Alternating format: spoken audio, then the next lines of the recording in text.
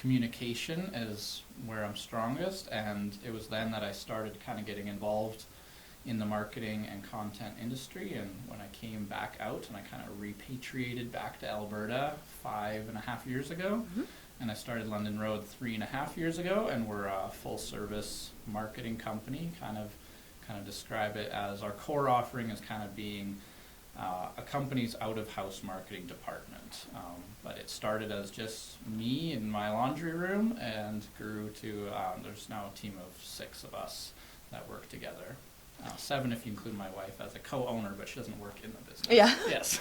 I feel like you just nailed that 30-second elevator speech, and we just learned everything right now. Yeah. We're all good, right? That's crazy. So where in BC did you migrate to? I first moved to Gibsons, and it's a little town on the Sunshine Coast. If you ever watched, there's an old show called, what is it even called now? Beachcombers. Beachcombers? Yeah, it was filmed in Gibsons. So that ship that's famous from Beachcombers was just down the street from me. No way. A real ship? Yeah, like a little fishing boat kind of thing. That's cool. So I lived in the town of Gibsons, and that was when I first got into the construction industry. We were building custom homes out on Gambier Island. We would commute by motorboat across the ocean for 20 minutes every day and go build houses over there. And so I was just there for a year, and then I moved into the Fraser Valley, into Abbotsford, which is where my now wife was living, and that's where I went to university, lived there, and between there and Maple Ridge, basically, for the other 7 years that I was there. Okay, and this adventure with Australia, where your family just packed you up and moved to Australia, that is pretty amazing. Was that meant for a life experience, or was that work, or what takes you to Australia, right? It's not Granham all the way to Australia, crazy. It's that's a long story that not for today. We could do a whole other show about that. No That's cool. Know about, but we ended up there for 2 years, and I was about this close to becoming an Australian for the rest of my life. We'd been applying for permanent residency, and everything was about to go through, and my dad, his company went through a merger, and at the last finally the papers were ready to get the stamp of approval, and he lost his job, and you have to have a current work visa to have an application for permanent residency. So we had a month for him to get a new work visa to keep the application going, and so we were he tried for a week or two, and we basically had a week's notice, and we moved back to Canada. And it was also when I was halfway through grade 12, because their school year is January to December, and so I was halfway through grade 12. This was end of May, and so I moved back to Canada, and it was about to start summer holidays, and I was not yet done grade 12, and I didn't want to start over, so I never graduated high school. I didn't finish high school because I'm not going and starting grade 12 over.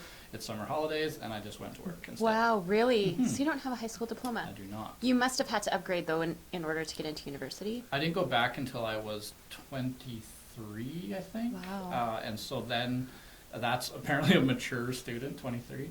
And they don't really look at your high school transcripts at that point unless it's a competitive program like a science or something. So it's an arts degree. Basically, anyone can get into that program. They wanted to take your money. As long as you can pass their English proficiency stuff, you're fine. So no, I didn't have to upgrade or anything. I just went right into university. Wow, good for you. Have you been back to Australia since? I have not. No? That's really neat. Okay, cool. So you have a little bit of history with some traveling, and then you went to school for an arts degree. What were you planning on doing with that? Did you have an idea marketing was your thing, or you were just I like art, I like Teaching. English? I was going to be a teacher. Really? So when did that shift? When I started making money by marketing. When you were on to something. I wanted to be a writer first. I've always wanted to be a writer. Even when I was in school in Granham, my teachers knew me as someone who was going to be a writer. That was always my destiny, I guess, is what they believed. And I believed. But before I went back to school, I still loved reading and writing, but I figured if I was to choose a career of writing, I was basically sentencing myself to poverty because nobody makes money writing. So I decided I was going to do teaching. I would go teach English in high schools, and I could write on the side, and I'll write the next great Canadian novel sometime in my 40s or something when I have time. But it wasn't until I was most of the way through that degree that I began writing for industry, and that turned into content writing, content marketing, and then into the whole marketing world. Interesting. And so do you believe, this is maybe a question that just came to my mind, but do you believe then that a lot of people come from that creative content space when they move into marketing? I know with you with marketing and your your business there, you are very analytical and know a lot about data and how to collect that data and manipulate and use that data to I guess dominate the world, but the digital world. Let's be clear, the digital world, yeah, right. Okay. But do you believe you have to come from a creative point first? Because I mean, marketing is more than just throwing numbers out there. Or, I don't know if that you have to, but it's definitely an approach to marketing. I think there's a lot of really analytical, data-driven marketers who can find the formula and plug in the right numbers and make things happen. And I come from a stronger storytelling background. I think like so much of where we are now is just like good timing. It like really, really is, because it's a storytelling background and knowing how to create compelling communication, timed with social media becoming something that business started taking advantage of, where storytelling was important. And 10 years ago, no one was a social media marketer at all. Nope. And so the timing of those things coming together and me being in a position where someone gave me a chance to try that, it just allowed me to make a mark there that if the timing was slightly different, just might not have happened. So. And do you believe that's maybe what sets you apart? Is that you have this creative component and really enjoy the content part of it mixed with the intelligence to take that and turn it into something? I've spoken often or made videos about the art and science of marketing and how those two things are so important. And a lot of people, especially if it's one person, I think agencies are good at being well-rounded, but if it's an individual or freelancer or a one-person marketing department or something like that, it's easy for people to lean in one of those directions a lot harder and too hard, and there needs to be balance. So for sure, I think, that I came naturally from the creative side and then learned the data and science side, and probably I'd say for sure there's an advantage that I have because of being able to have both of those. Yeah. And I agree with that. I think I see that a little bit, especially in our smaller community here, that we have just a real well-diverse, when it comes to marketing piece, just lots of different people, some that are super creative and can really help people hone in on that personal brand. And then we have people that are like really good at helping, do the ads and get into Google space and all of these kind of things. And to actually find somebody that's actually able to kind of meet all of those requirements in a really safe space is really cool. And I see that because I work with it a lot as well. So I want to talk a little bit about and get a little bit more into how this all started with before London Road, you had a contract with Poker Stars. Yeah. And was that your big break? Was that kind of what? Okay, so tell us about that. So it was the easiest contract I ever got. It was the one I knew I had before I applied for it. What? You make this sound so easy. Like, no, I don't like you anymore. Leave now. Timing. This is all timing. Crazy. So before I finished my degree, I was writing. I was playing poker a little bit. I started blogging about poker just for fun, because I enjoyed writing and I had something I could write about. So I was blogging about poker. A company called Poker News first. That was the first one. They're kind of the world's biggest news, like media source for poker. There was a Canadian subdomain of the Poker News brand, and it was brand new, and they were looking for someone. They had someone running it, but they were looking for people to create content for it. So it was literally an ad on Craigslist that was like, we're looking for a poker writer. And I'm like, I'm already poker blogging. I know this industry. This is perfect for me. So I applied for that. They took me on as a writer, and then right away, I think it was like 3 weeks into it, they said, would you want to run this site? The guy that's doing it is just not that enthusiastic about it. We want someone who's really excited about it. So I just got it thrown on my lap and I realized that there's more to it than just writing content. Now I'm running basically an affiliate marketing site. So negotiating deals with all of the affiliates that we work with, figuring out contracts for live reporting. We'd send freelancers to tournaments to cover things. Like, it was a whole thing. I didn't know what I was doing, and it was a learn as you go, learning SEO, learning email newsletter campaigns, learning a lot of things. But one of those was learning social media. And I remember that it was probably about a year and a half or maybe 2 years into it when I was in Las Vegas, because we'd go down for the World Series of Poker. Poker News is like the official media partner for the WSOP. So we'd go down there. They would send there must have been 40 or 50 of us they'd send down to do all the reporting for the World Series. We'd be down there in Vegas for the entire 7 weeks of the World Series. So I used to spend a lot of hot summers. Yeah. But I was down there, and Poker News Global had a social media manager. Her name's Pamela, and she still does that job, I believe. And we were sitting there just while there was kind of a lull, and she was on there like posting about other other businesses on social media. And I'm like, what are you doing? And she's like, well, I just have a few little side contracts, like running social media for, I think it was like a restaurant and a pet store or something like that. It was like 2 just little businesses. And that like blew my mind that was a job, that like businesses would hire someone else to run their social media. That was literally the first thing at time it ever crossed my mind, that I'm like, that's something you could do. Like, if you understand social, other people would hire you to do that. So that was 5 years ago maybe, when I basically realized that for the first time. Because I mean, at that time, Instagram might have, how long's Instagram been around? It would have been pretty new.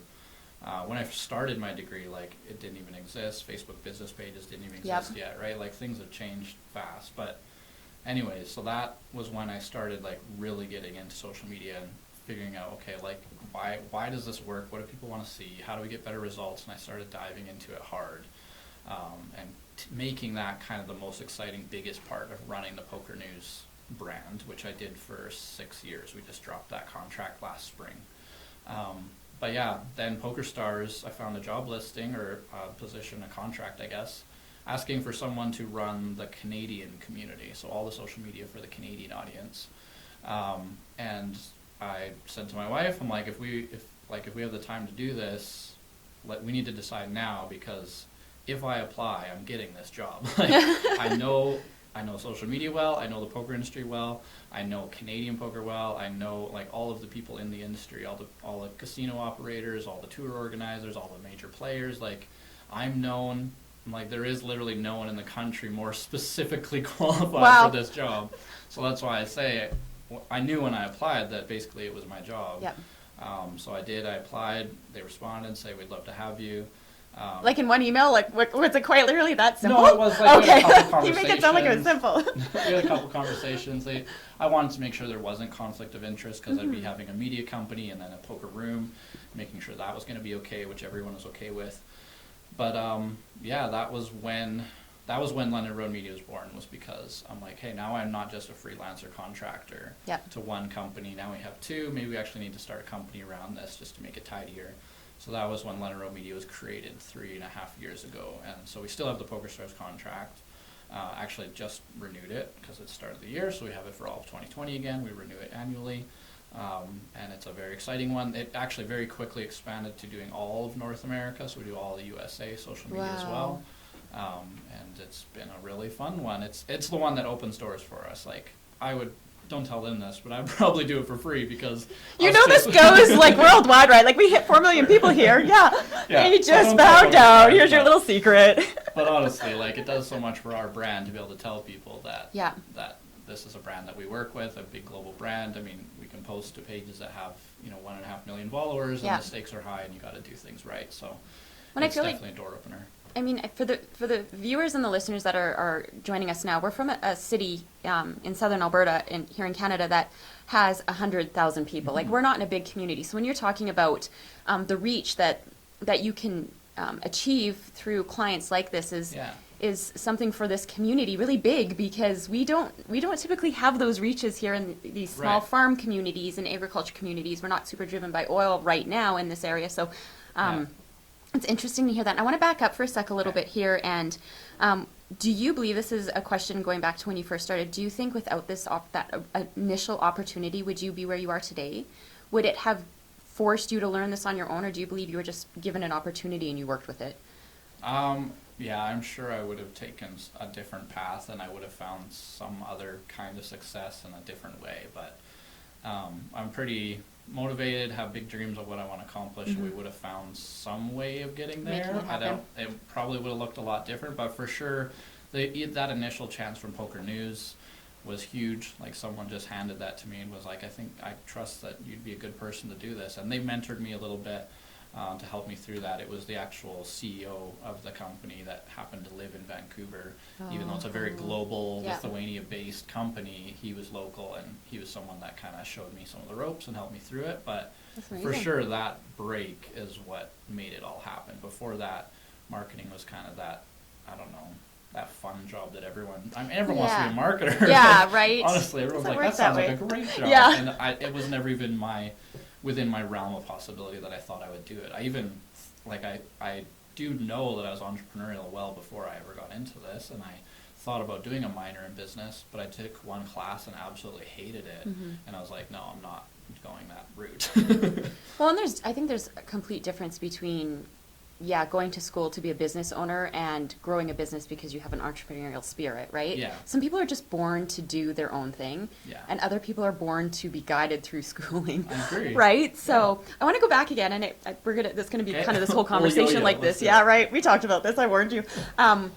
You clearly have a lot of confidence because you even sat here and said, like, you didn't even have a doubt you were getting that poker star. Like, there was, do you at any point, do you ever have that doubt, like, maybe I won't get it? Because you never scream any kind of fear at all. Like, are you quite literally just like a huge risk taker that doesn't care about the outcome? Because it's I'm curious. Like, I'm very confident in a small range of things, and those are what I talk about. Yeah. Like, I don't talk outside my expertise, so if you hear me talking, it's because I am confident in what I know about that.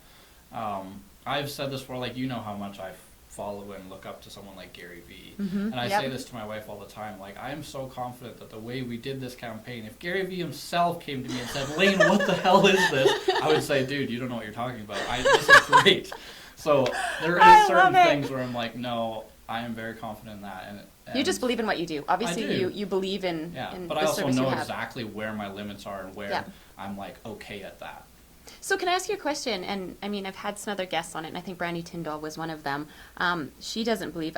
I shouldn't quote this because maybe I'm wrong, but I think it's the quote, "Fake it till you make it." There are some people that just believe that you should never fake anything to make it. You should stay in your wheelhouse and do what you know, or be really good at what it is you do know. So you didn't know marketing before. Nope. You dove into it with an opportunity I guess it started with you in a field that you were familiar with, though. If you were playing poker and you understood poker, I mean, if you don't understand the beauty industry, you're probably not going to go in and dominate the beauty industry without, trying all the product, right? So, so I find that really interesting and how that's all led into here. I'm going to quickly take a break and reintroduce the show for those just joining us. Sorry, I always forget about that part. So if you're joining us, we are live here on The Question Is Why on Jess FM and Jess TV. Our special guest today is Lane Anderson with London Road Media. And we've been talking about your start with your marketing industry, kind of where you came from, what that all looks like. I want to ask you, why London Road? Like, what's the meaning behind this name? Because I thought maybe you lived on London Road, so it was like, well, I'm going to work out of my house. Is that like, I was like, maybe I do live on London Road. I feel like you've shared this before, but maybe I missed the video. I think, hitting the table. I think business names are not nearly as important as people think they are. I wanted something that did have some local relevance, that just sounded interesting, something that isn't already out there. Like if you just take one word and then put media behind it, it's out there. Duplicated. Like someone has it.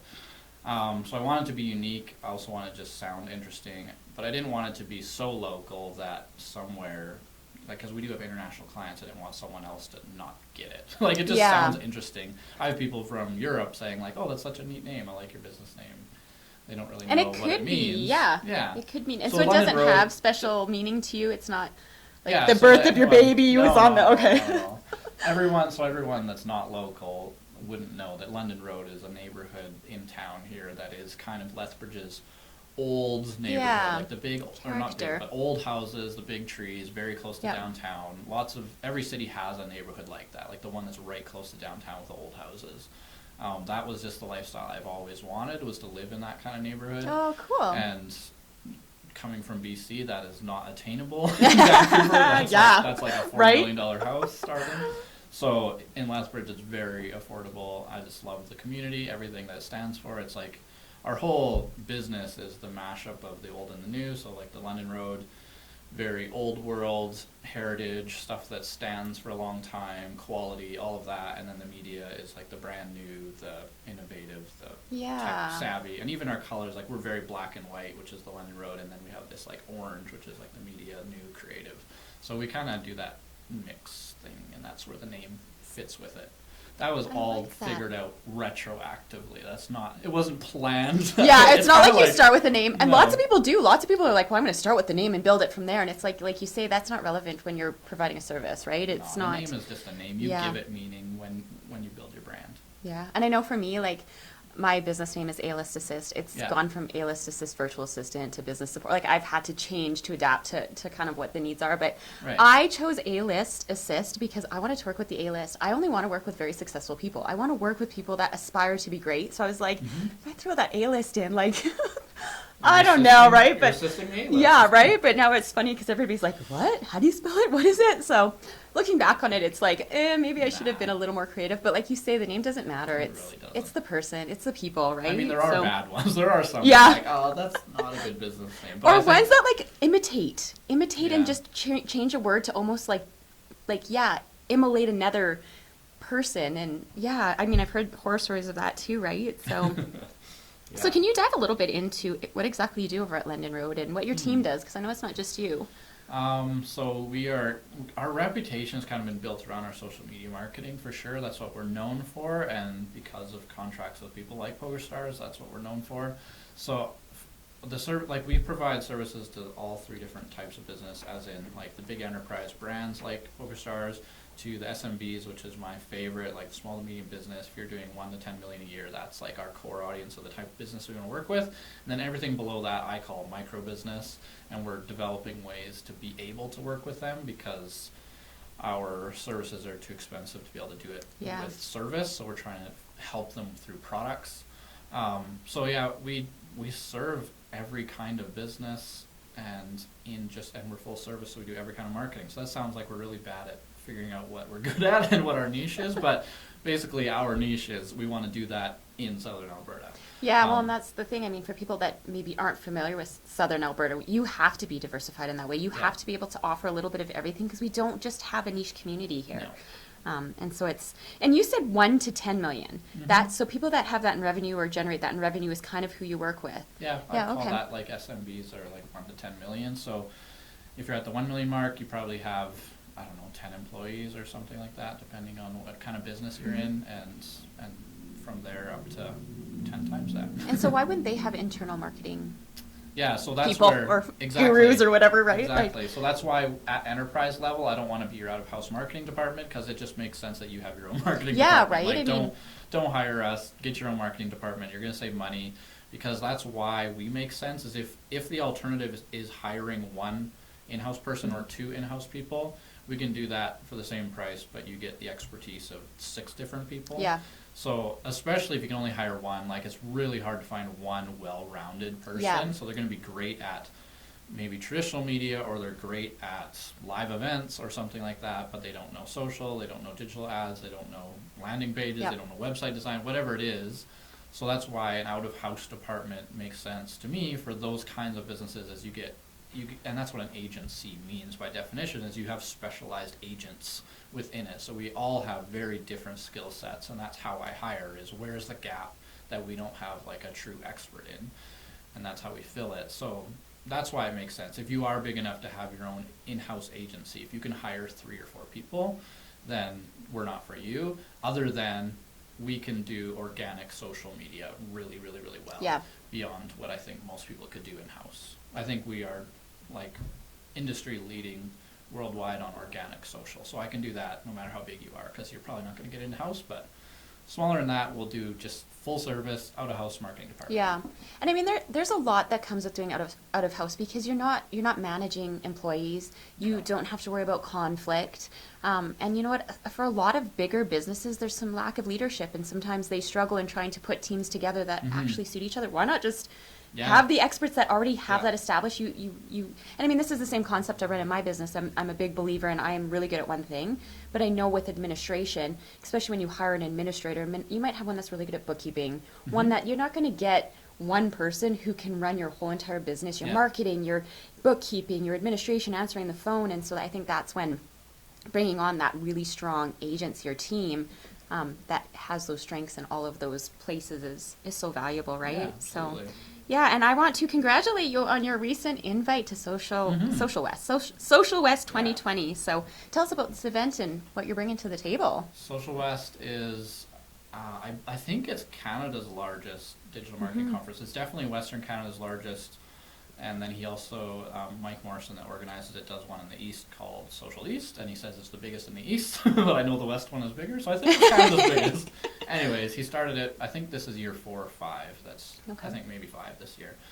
And it's a 3-day conference that happens in Calgary, and Mike reached out to me and asked if I wanted to speak this year, because I've been just bit by bit wanting to get more and more into public speaking. I do some teaching and seminars and things like that, but more and more into public speaking. So this is kind of actually my first appointment into like conference speaking, the big stage, the big audience. Yeah.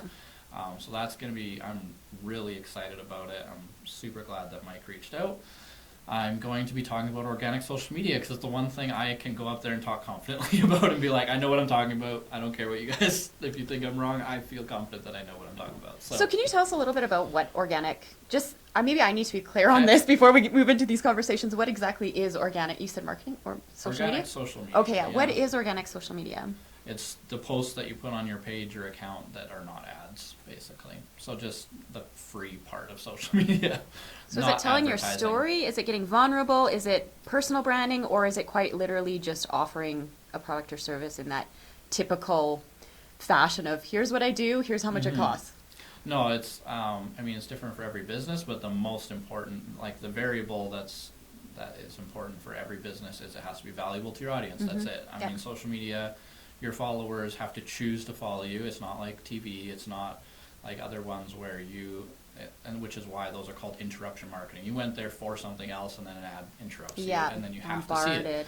So on social media, to get people to see your content, they have to choose and say, yes, I'd like to see your content. So don't make them regret that. Like make them, give them something they want to see. I get thanked for my marketing all the time. They're like, thank you for that video. Thank you for posting about that. Thank you for sharing this link. Thank you for writing this blog. I mean, those are things I do to market myself. People thank me for my marketing. Who thanks you for your advertising, right? Right, well, so that's it's not how it used to be, right? No. So that's what organic social means, is making stuff that people want to see so that they're glad that you posted it. And they are going to comment, they're going to share, they're going to like it, they're going to reach out to you when they need your service or product. That's what it's about. It's an inbound strategy rather than that outbound interruption thing. So you guys are you heavy into the ads still? Like I knew that was that was a trend for a while, and are we petering off with that? I know this isn't the topic today. We don't really, like we could talk about this kind of stuff, right? This is more about you and not, but I just love having these conversations so that, I mean, I want our viewers to also know the value of what you bring to the table as well, right? So yeah, I'm just curious, I'm just curious, are we shifting again? Do you see a trend coming? Do you see something coming where we're shifting maybe from, I just feel like Facebook's like bombarded with ads right now. Right. Every other thing you flip through is an ad or a retargeting ad. So, you know, I happen to go to Google and I needed to know what Tylenol was best for my kid. And the next thing I know, I've got 6 Tylenol ads, one after another on my social. Right. Is this going to stay this way, or are we going to somehow bump this out so that we can get raw and real? Every effort I've seen to come up with an alternative that doesn't have the ads doesn't work, because that's your price of admission to get to socialize with your friends for free. Yeah, so to be on the platform. People are way more likely or willing to give up that slight inconvenience than they are to pay a $6 a month subscription fee. Yeah. And it's funny that we say that, because Netflix has proven that that's actually not true, that we're willing to forego the ads and pay, what are they at now, $12 a month or something to get your Netflix. So I can't say for sure that that's never going to happen. There's always going to be platforms that promise you that it's a safe place to go and not see ads, but I don't think, I mean, there's no way that community-wide or worldwide or whatever that you're not going to have ads anymore. It's just going to be there. They continue to work now, so that's why they're there. If they didn't work, people wouldn't, well, some people would still do it, but it would be dying a lot faster than it is, but they still work. So. Interesting. Okay, cool. This is just stuff that I follow and I find fascinating, and I know that you dive a lot into this in your business. So I want to touch on something else here. So I seen a post recently on LinkedIn that you had done. I won't get into details on it, but you had stated in here that you want to be Alberta's top marketing agency. Tell me about this desire. Like, is this a big accomplishment or a big goal or a big accomplishment? No. Or is this just something you threw out there to be like? It's just the next finish line. Not a finish line. No, because you know like, we're not ever target. supposed to have finish lines, No, right? We never exactly. finish. We just keep going. So my first one, when I first went into business, I was new in Lethbridge. Literally, when I moved back here, I grew up here, but I didn't know a soul moving back here. Like, I moved back to Lethbridge not knowing a single person in this city 5.5 years ago. Wow. The first goal I made was, I saw that the Chamber had a top 40 under 40, and I said, I want to be on that list. Like, I want to be known as one of the people who are doing stuff in this city. And so my first year of business, I got nominated and got called out as one of the top 40 under 40. So I'm like, okay, well, now we need a new goal, because that was my first one. My next was I want to start speaking at conferences. So I'm not just recognized as someone in Lethbridge who's starting to do things and getting involved in the community and starting successful business, but I want to start speaking at conferences and doing that kind of thing. So that was kind of my next focus point, was more practice speaking, kind of working my way up into being invited at conferences. So that's a pretty recent one that's actually coming true. But it was last year at Social West. They have the hashtag awards there, which is, they're the awards that are just about social media marketing especially. And we were nominated, we weren't nominated, people nominate themselves. We nominated ourselves, in total transparency. That's so funny. To be in these awards, but there was like 90-something entrants. And we were in the top 5 for best social media agency. And then it was a company out of Edmonton that won it, enormous nationwide, like 600 employee kind of agency. Oh. And then we were named the one honorable mention for the best social media agency. So that like blew my mind. I'm like, Good maybe for we you. can actually like compete at this level. Yeah. So that was when I was like, hey, those are the those are my peers now. These are not people that I look up to, like, wow, they've achieved this huge thing that is so far out of reach. Now I feel that those are peers, and I want to have an agency that's recognized as one of Alberta's absolute best, not just Lethbridge's best or South Alberta's best, or we're good at this one thing. Just someone that businesses across the province are saying that's the agency you want to go to. So you're not a settler. No, you're not somebody who's just going to be content to just. When we get there, there'll be a new one. Yeah. That's amazing. And I think it's kind of crazy, like, I kind of lost my train of thought here, but I had something amazing while you were talking. I hate how that happens. Oh, yeah, it is annoying. I think it's really cool. Yeah, right? Like, and I mean, anybody who knows me knows I'm just very raw and organic, and I don't want to stay to my script, but I really have these important questions I want to ask. But I just love listening to the way you talk about, I'm going to do this. I knew I wanted that. Like, obviously, you must just know that you're destined for great things. Like, there must not be anything at any point that, not everybody has that. I know this, right? Like, I just think it's really interesting. And I'm going to move into this question is at the bottom, but I'm going to flip it around, so I'm off a little bit here. But I know you did a podcast. You have a podcast locally here with another local business owner. And on one of your episodes, you guys kind of talked about mentorship, right. and I know you're the lady that you do it with is kind of for mentorship, and you're kind of like, I don't really like it, but you talk there about, and you said it right here, and it's in that podcast as well, how you don't necessarily mentor, but that you surround yourself with people that you want to, I guess, maybe aspire to be or closer. Do you feel like you don't come across like you're shooting, like I don't get the impression you want to be like Gary Vee. You just see that he has strengths. So tell us a little bit about that, because like what inspires you? What makes you think you have the audacity to go out there and, right? Like, and I know it's not an ego, like you can hear you talking, this isn't an ego thing. This is quite literally just like an internal drive to be the best version of yourself, or to provide something so amazing that people need you. I want people to need me. I think it's amazing. Like, honestly, I treat like life is a game, and I'm trying to get the biggest high score I can get. So that's crazy. Let's just go for what we can. I mean, you're not going to get to play again. So I don't know. Maybe it is like, man, how do you have the audacity to reach that high? But I've met people who have tremendous amount of success, especially in the poker industry. Like there's people that I call friends that have made millions and millions and millions of dollars, like play at the highest stakes, craziest cash games with literally hundreds of thousands of dollars sitting in front of them playing at a time in a single hand. And people who are very well known, like I've worked directly with people like Daniel Negreanu, like working with poker stars who got to do influencer campaigns with people like Kevin Hart and Usain Bolt, and like you meet so people cool. And just see who they are, and they were exactly as we were at one point, who were just like, no, that's what I'm going for. I absolutely love that. Yeah. I want to thank you for saying that, because I think that's so important for people to realize all these amazing people and these great people in the world started the same place we did. Yeah. They were born the same way we were born. Like, they are no different. Absolutely. They just didn't take no for an answer. Right? Like, realistically, that's, you know, that's kind of what you're pretty much saying here, is that there is no settling. There's work until I can't work anymore, or work harder, or work smarter, or... But it's also, like, it's not about the goal even, and as a Gary Vee thing, he would say it's all about the process, right? Mm-hmm. And I love the process. Like, I love getting up and going to work. I love, like, every little victory along the way. Like, that's what's so exciting. It literally is like a game to me. Like, entrepreneurship is my only hobby. It's all I put all of my passion into. And so it's just going to come out this way, that I want to do well at it. It's not a job at all. It's the thing that I absolutely love doing. So is this a lifestyle for you? Mm-hmm. Yeah. Hugely. And unfortunately, my family has to come along for the ride. I mean, not unfortunately, because happily they've bought into it, that they're like, yeah, this is what we're doing. Yeah. Well, and I know Jocelyn, your wife, is very supportive of this. Yeah, and hugely. I mean, you can see her involvement, like you say, she's not there for the day-to-day operations necessarily, but just being involved in being able to watch somebody develop something so amazing. And what about your kids? Like, I know I'm an entrepreneur. I know I have a small business. My children have been carted along for the whole ride from when I started. They know what it takes to run. I mean, they're younger, so I mean, do they really know? But right. but they understand what it means. Like, I have a meeting, whether you like it or not. You're going to come and you're going to sit there quietly on your iPad while I meet with these people. And so, do you see your kids at some point really taking on this following the lifestyle? Business? Yeah, right.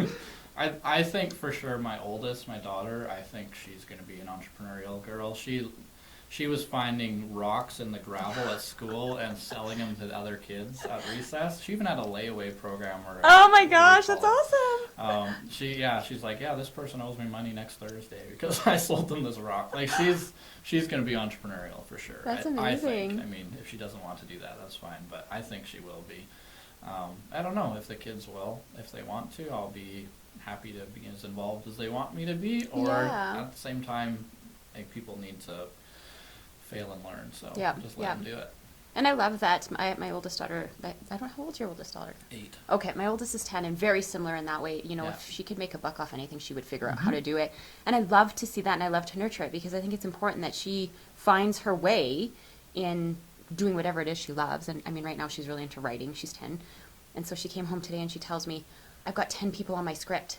And now there's more, and the boys want involved, and we're going to do a whole show. So wait, at the end of the school year, at one of the recesses, you're going to have to come, and I'm producing it all. And I'm like, what is this kid up to, right? But I love hearing it. It's amazing. Yeah, and I want to take some credit for that, because I feel like she's seen me work hard for something. She's seen her dad work hard for something. She's seen us build things.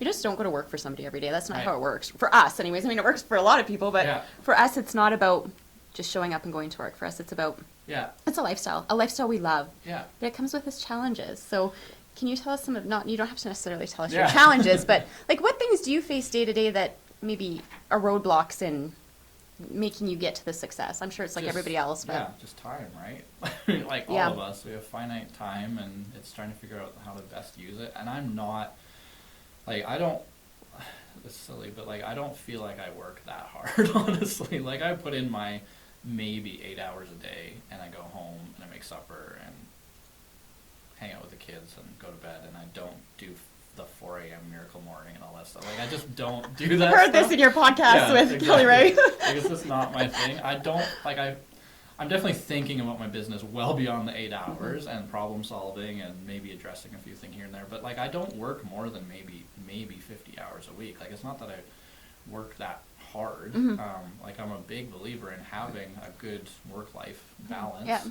To me, that means that I can leave and, do 6-hour days, 4-hour days during the week, and on the weekend I'm probably going to be working too. Like, to me, it doesn't mean you work hard for a bunch of days and then you make sure you have days off. Like, work-life balance to me means every day has work and life in it. Yep, I agree. But yeah, challenges would just be time and just schedule management. Like, 3 kids, they have special needs, so appointments that they have to go to. My wife has her own career, and she's a fitness competitor, so like a very rigorous gym schedule and meal planning and all that stuff. So everyone has, like, each of us have schedule things that we need to stick to. So it's just that, right? That's it comes down to priorities, doesn't it? Yeah, and like, what is important in our life to make sure that we're filling the time appropriately, right? Yeah. And I know you said too, like, that you have 6. Do you have 6 employees, or there's 6 of you total? There's 6 of us. Yeah. Okay, so you 35 had no problem employees. delegating. You found out early that you No, were going to I bring had people on. problems. Did you? Okay, because you brought people on quite. I mean, you've only been in business 3.5 years, and you brought Yeah. your first couple employees on fairly early in. The first, like, Lindsay, my first employee, started part-time and has been full-time for probably 2 years now, but I didn't bring her on till we were maybe 8 months into business, 6 for sure, 6 to 8 months, and then that was part-time, and it grew, and then became full-time, and then each time it has been bringing someone on part-time, growing it into full-time. Yeah.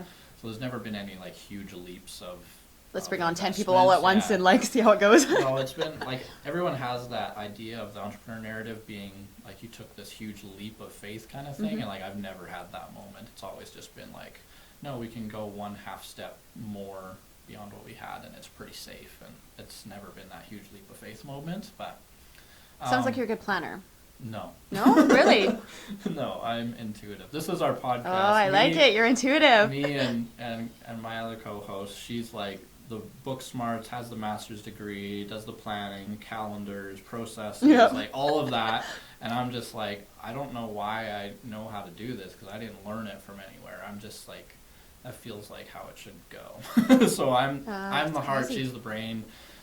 That's This isn't how normal, it though. is. You know that, right? Like, you can't set everybody up for this, like, No, I don't idea of think this it being is. super easy. It's No, not, it's because I luck. think, yeah. Well, and I think, too, if you, like, I'm a big believer in that we've all been given gifts, and we should hone in on those gifts and really work those strengths that are our gifts, right? And if Yeah. you just happen to maybe know this is your gift and you're really good at it, and if you're super passionate and understand something so well, you can do it no problem. Like, it's just the way it works. Yeah, that's true. But if you kind of aren't really good at it and you're trying really hard to be really good at it, you're going to have struggles. Like, yeah, if you're that's up the way against it the wall works, all the time. right? Yeah, absolutely, for sure. That's funny, and I had met with another business owner today, and we were talking about having you on the show and stuff today, and she's like, I remember when he first got into business, and he came up to my office, and he wanted to chat, and he didn't have a backwards hat, and he didn't have a beard, and he was this awkward, weird guy, and Man. like, what's this? So I want to ask you, what's with the beard and the hat? Because I know you've done some, like, Yeah. hey, if you don't like my backwards hat, maybe we shouldn't work together. What's the deal with the hat? Is this like your personal branding thing, or you just really like but hats? unintentional. Like, when I was in university, I was like, I want to dress for the job I want, which was teacher, professor, or something like that. So it was like, it was blazers, button-up shirts all the time,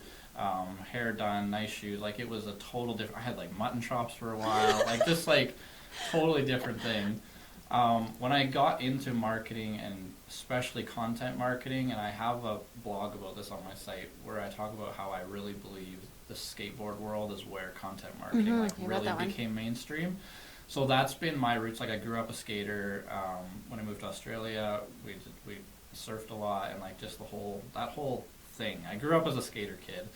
In And- Granham? Yeah, oh yeah. Is there Just, like, there's no skate park? finding things Tell to people jump how off big of. Granham is, Granham's like- 400 people. Yeah, so like, where did you, because isn't it like gravel roads, like farm community? I formed a committee on town council to try and fundraise for a skate park. but Really? We were unsuccessful. What? Yes, like Small a really communities foray need in those politics, things. yeah. Oh my goodness. That was before, like, maybe Lethbridge's first skate park might have just opened. The old one that they're closing now. I remember when that opened. That was a big day. Which old one? The one down by the BMX track and the baseball diamonds, and just in the north. Oh, in the I valleys. didn't even know there was Oh one yeah, down there. it's you don't Really? want to go down there. It's falling apart. And it's, Oh, yeah, that was the first one. But anyways, Crazy. that was like, I came from skate culture, and that was who I was as a kid, like hats on backwards and whatever. So I just started doing it, and then the beard just happened. My wife doesn't, or says she didn't like beards.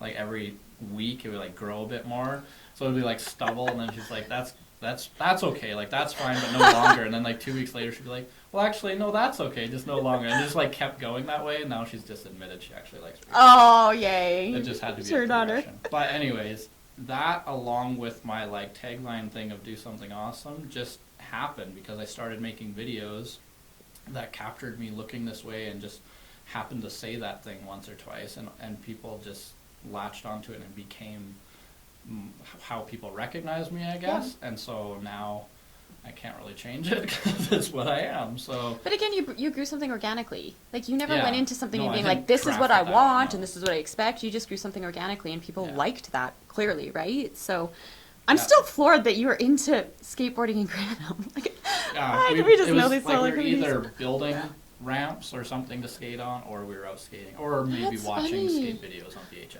I just One of picture those. like Random being like the farm community where all the kids just hang out at the local gas station with their pickup Yeah. trucks and Oh yeah, there's bottle of that whiskey too. or whatever. Right? Like, But when you're 14, you're not doing that. yeah, true. I don't know. Okay, I left when I was that's- 16, so I can Yeah, I just suppose, missed right? that, for sure. That's funny. So, before we kind of wrap up here, Okay. some of the things that you do, and I follow and take advantage of this and appreciate you for this, is you're so generous when it comes to sharing tips, tricks, anything to help people get going on their own. Mhm. But even when people reach out to you, you're right away willing to just help for free. Mhm. And so tell us why you do that. It's really self-serving.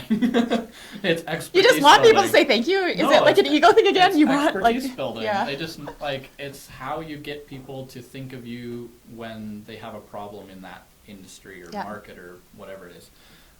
If you're the one that's answered their question every time in the past, they're like, yeah, that's who Mhm. knows that stuff. It's why I mean, people have approached me and are like, why do you get all these speaking things? Like, why are you at HB Entrepreneur Center like twice a year? Like, I did a course at the college Mhm. like a couple weeks ago. Did a keynote at the university in town like a couple weeks ago. Like I do a lot of that, and it became from just developing a reputation that I have knowledge that I'm willing to share, and that's it, right? And people will come to me saying like, oh, man, no one ever asked me to speak at things. Why don't I get to? I'm like, I don't know. There's your problem show right them that you there, have 'cause something you're- to speak about. Yeah, exactly, right? So- That's exactly it right there. That's funny too. And oh, I lost my train of thought again. I hate when that Oh, happens. no. Okay, well maybe I have to get back to that. Boo! It was really good too. Okay, well, Okay, well- that's what it's about. Is I Yeah. Oh, it goes to reputation. Sorry, I'm going to interrupt you because it's go there to- again. Like, yeah. this is a blonde thing because this is real. Okay, just kidding. But yeah, when you were saying there too, it's like reputation and stuff like that. Is that yeah. Does this give you an opportunity to then build your reputation through trust? So you're showing Mhm. people that, because I mean, again, a lot of people can say these things. A lot of people can give advice, but it Mhm. could be wrong advice, and they could continue to give Oh, yeah. advice. Yeah. So I mean, just thinking from this point, I know you well enough to know that you are very good at what you do. But are there people out there that, do you ever run into that where you have to argue with other people in your No. industry that, hey, or do you just back off I and don't you're like, argue with them. I just stay out of the conversation and let them do their it's, thing? It's And the same thing. Let people fail and learn. I'm not. you're political though, I've aren't you? never, yeah, I am. Okay, because but I know you're like really vocal with that. I am Okay. exactly. But I've never ever changed my opinion on something because someone else told me I was wrong and Yeah. proved it. It was because I observed something on my own time and figured it out. It was like, oh yeah, that makes more sense. I'm gonna take that stance instead. Like that's always been how I've learned new things or evolved my stance on something. So I know that anyone who's doing marketing or giving advice that isn't very good advice, that yeah, just let them at it. Yeah, well, and like, they'll learn. it doesn't affect you at all, right? I mean, like you say, in the end, it's their credit that it could ruin or that it Yeah. could. And if you're confident enough in what you're doing, you should never worry about what other people are doing or what No. might be right or wrong on their end because you're comfortable knowing that what you're doing is right. So No, I call just like pretty much everyone that you could say is my competition in town. I call almost all of them friends. Like we have a poker night once a month at our office, and it's mostly other business owners and a lot of other marketers. It's all people that technically are the same ones coming up on the Google search results if you're looking for a marketer in town, and we all are friends. So can you speak on that a little bit? Why you do that? why we are friends? Yeah, well, because that's not how things have typically been done in the past. Like we No. don't typically have relationships with our competitors. Actually, in the past, it's kind of been like, I mean, there's been commercials for realtors where yeah. they're fighting each other, and I mean, Yeah. I like the idea of it. I think that there's enough for everybody, and I think I could learn things from people that are. I mean, I just like the idea of bouncing things off people that are in my industry. Absolutely. But that isn't something that is new. No. This is kind of a new thing, right? It's- So I've talk on that a little bit. I've adopted the idea of breaking out, like refusing to participate in competition. I'm just like, we aren't competitors. You do something different than I do, and there are customers who are better suited to you than Yeah. are to me, and we're running in, we're like, some people think we're running in a race, but I'm like, we're running two different directions. Like, we're not in competition, period. Like, you just have to break outside of the competition whole, dynamic. And So what if somebody came at you that was almost just as brilliant as you and is just as with the gotta things find- with so- not saying that I'm not No. saying that the people in Lethbridge aren't like that, like your competition, but what if somebody came at you that And had if- every culture, value, belief that you had Mm-hmm. the ideal client? Would you still have that same mentality, or would you just be like, We should partner up. right? So that's what would go through my head. Like, how No. can I work with you? Like, So that's the only way you break out of the competition paradigm is you have to switch to a differentiating paradigm. So it's not about being better or cheaper or faster or whatever it is. It's about being something that you're not at all. Like, I'm different. So that's where if there's someone else kind of, if they look exactly like you look, you need to find something that is going to make you different. yeah, okay. And that's not fabricating something, and maybe just focusing on something that's already there, but just making that more visible, that this is our differentiator. Love it. Right? You just have to break outside of that. And that's one of ours, honestly, that's probably one of our most strongest, is being generous with knowledge. Like, that's probably one of our biggest differentiators in a local market is, a lot of my competitors are not as active. Like, there's people who know a lot more than me about different topics in marketing locally, but they're not playing the role of being the generous advice giver or whatever. Maybe some people aren't comfortable with that too, right? Maybe some people just aren't comfortable with, I don't even know. Why? I don't understand why everybody isn't doing it, because I think agree. it's a great idea, but People I feel just like it's pretentious or narcissistic. Yeah. I had a conversation with local business owners yesterday, and it was the same thing for her. She's like, I have all this stuff I could share, but I don't want to, because that's what people pay me for. Like, that's often a barrier for people, because they're like, that's why people hire me, is to get that information. So why would I give it away for free? So that's one. And then the other one, raised by the same people, was, I'm not like a showy person, like, look at me. And I'm like, I'm not. Like, that's not why I do this. It has nothing to do with I want to be the public face of Well, you don't this. talk about yourself when you're up on those videos. You're not sitting No. there being like, my name is Lane Anderson and No. this is why. That's not what it is. You're not even talking about yourself at all. You're talking about No. how you can solve a problem. Yeah, I'm talking about them. Yeah. I'm talking about what Right? But I they get think. that mentality of you don't want people to, it's that judgment thing, isn't it? And a lot of us are stuck in that fear But no, base the of, funny thing is, the only one judging you and feeling like it's narcissistic is you. Always, yeah. No one watches those videos and is like, how No. the gall of putting a video of your face, like, no one how else is saying egotistical that. are we to think Yeah, that people actually people care? don't listen to this. Right? It makes sense. But we do. Some of us are, Narcissists. some of this is ingrained in us, right? So, It is. Is But it I think- generational? no, I think it's society. I personally think it's society. I think it's just, I mean, that would be a whole nother conversation. I don't want to keep going on and now because I could talk about it forever, but I think there's a lot of things that go into it, and I think some people are just way better at getting outside of their own heads than others, and I think that's what it takes to be able to, in my opinion, to be able to provide a service. The best possible way is to be comfortable providing that service, and knowing that, like you do, knowing that the service that you're providing is the best that you can give, right? Sorry to slap that. So, yeah. Okay, we're going to finish off with this, with me asking you then, what advice would you give to anybody who's already in business or wants to level up their business or is looking to start a business? I mean, you've been through it. What would you say to somebody today? And huge emphasis on the you, like, not just what is it you offer. It's like, oh, well, we offer high quality, whatever. It's like, no, that's not unique. That's just your sales proposition. Like, It's what just is what you your do. unique? Like, huge emphasis on the you. People need to really, really dial in, like, what is it that you do that nobody, like, literally nobody else is doing? Because if you can't answer that, I have a hard time understanding why you're in business. Yeah. Like, why are you doing the same thing other people are doing? And it might be literally just, well, we're on this street and that's more convenient for this segment of people. Okay, perfect. That's your USP. It's location based. Like, that's fine. Maybe you are no different than the car wash on the other side of town, but that USP, as far as, like, we're on this street and people who commute downtown are going to drive right past us, that's your USP. Like, that's it. Yep. So know what it is. That is hugely important. Like, we went to a conference in New York in September, to Digital Agency Expo, which I only went to because Gary Vee was doing a keynote, and got to finally see him in person. But that was, like, a huge takeaway for me was, okay, what are you doing that's unique, and how do you define yourself? And if you don't know that, no one else is going to be able to know who you are and what you're doing. Like, So get real clear. can you flesh that out? Flesh it out. Can you do that for people? Like, it's easy for you to Yeah. say that, but there are some people that are like, I don't know that. No, they don't. I know what I'm really good at. It's like I'm a great kind of- technician, but I don't know what's going to make me different. It's like and it in comes their back, head and- exactly, yeah. it comes back to that, them maybe thinking that if I am really good at something and I tell people I am, I've got that ego again, or I'm coming across. So do you help people with that? Like, Yeah.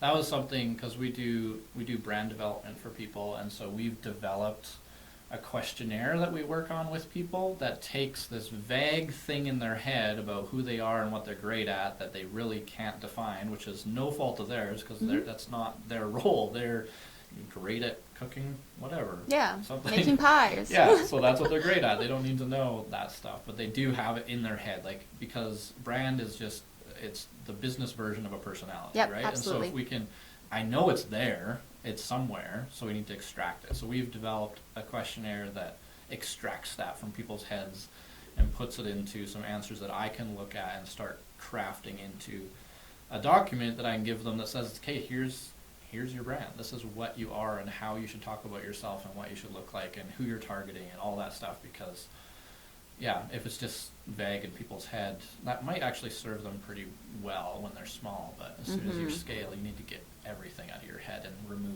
your head from Yeah. the necessity of your operations. So Well, and it confuses your consumers.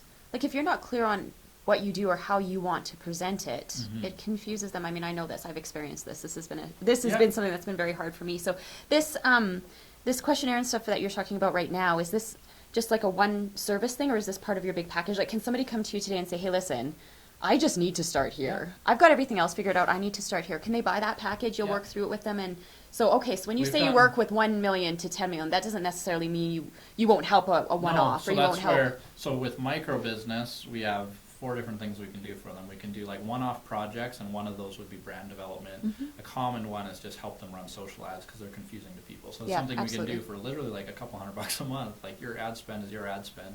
Charge us a bit to spend an hour in your ad account a month. Like, that's fine. So we can do small one-off projects like that. We can help them with their reporting. So we have a reporting software that we can people can subscribe to. You just launched that, didn't you? Yeah, Yeah, recently. Yeah, we've been using it for ourselves and our clients for the last couple of years, but making it more available.